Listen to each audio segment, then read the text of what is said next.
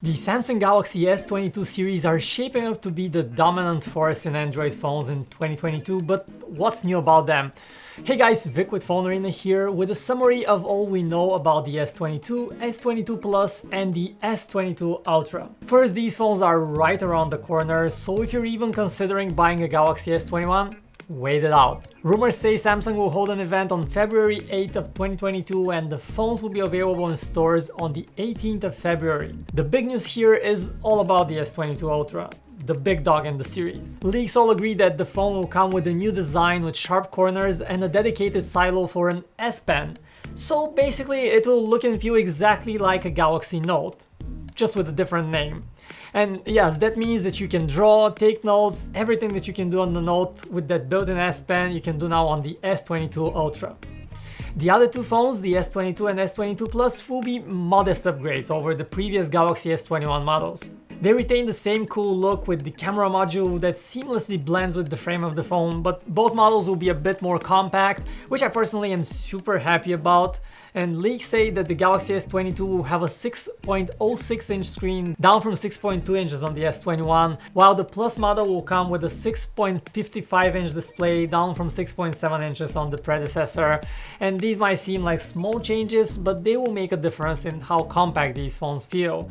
And by the way, the screen on the Ultra will be a tiny bit wider than the other two models, and also the Ultra is rumored to break all records for OLED screen brightness. Samsung is still keeping the very best screens for itself, and we can't blame them. So last year Samsung experimented with a plastic design on the S21 model, just that basic model, to help it with cost and to cut the price on that model, and we're not sure if this will continue in the S22 and the Plus model, but the Ultra will definitely have a glass back. And Samsung did something else last year, get rid of micro SD cards, and the new S22 series unfortunately only continue in the same direction. No expandable storage is expected, and also don't expect a charger in the box either. No surprises here, the usual shenanigans. But what most of us really care about is cameras and battery life, and on the camera front, the S22 Ultra keeps about the same specifications.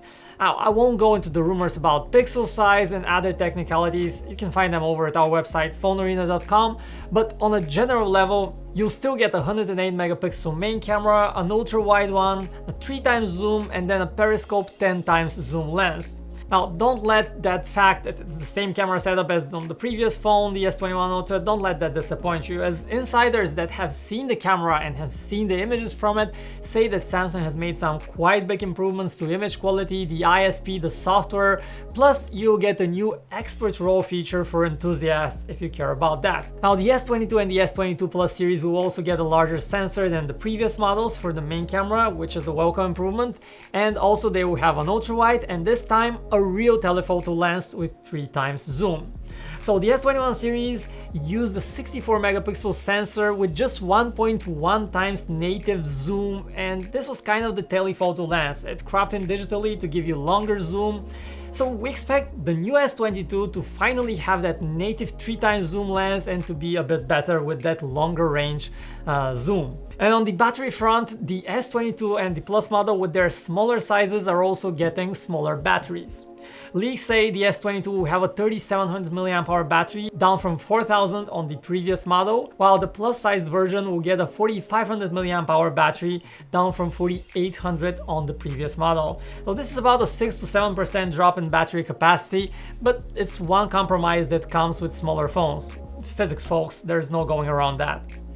And the S22 Ultra, however, keeps the same pretty big 5000 mAh battery size. And by the way, this might be one way Samsung nudges enthusiast users to splurge a bit more and get the Ultra. At least that's what I would do. On the charging front, nothing is really new. Rumors say that the Ultra model might support 45-watt charging speeds, while the other two models will get 25 watts charging speeds. And in real life, this means that it will take you around an hour and a bit more to get a full charge. And that's fine, but far from the fastest charging phones you can get by Xiaomi or OnePlus, where we see half an hour or even less for a full charge. I guess that has everything to do with ensuring battery safety over the long term and that no battery explodes anywhere. Now, one thing I'm personally concerned about with these phones is performance.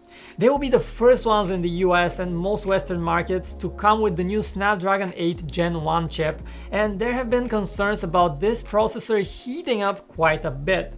Let's see if those are true. We'll be testing this in detail, but that's one concern that I have right now. The Ultra model is once again expected with 12 gigs of RAM, while the S22 and the Plus are due with 8 gigabytes of RAM. It's a small difference, but something to know. And all three models will have adaptive 120Hz refresh rate for that buttery smooth scrolling. Now, what we don't know are the exact prices yet, but expectations are that Samsung will stick with the pricing from last year, which means $800 for the S22, $1,000 for the S22 Plus, $1,200 for the S22 Ultra. So that's the Galaxy S22 story. The big news is how Samsung has merged the Galaxy Note idea with that built-in S Pen with the camera of the Galaxy S series for one truly super phone of a device. At the same time, it has shrunk the other two S22 models in size, and all three get a faster processor and improved cameras.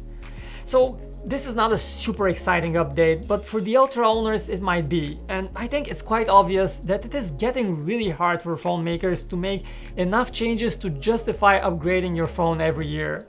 For me, the Galaxy S21 was a great design, but what I would complain and what I would want to see, and I do notice a lot, is the micro stutter with gesture navigation that I constantly get on the S21 series phones. And that's something that has bothered me on Samsung phones for years, and I do hope that the S22 finally addresses that. I have also had mixed results with the fingerprint scanner on the S21. It's just nowhere nearly as fast as on OnePlus phones, for example. And last but not least, the loudspeakers on the S21 series were, well, not quite garbage, but just not very good at all. And that's what's on my wish list for the S22. What's on yours? And which of these three models are you most interested in? Let me know your thoughts about the upgrade in the comments below, and subscribe if you enjoyed this. My name is Vic, and I'll see you guys in the next one.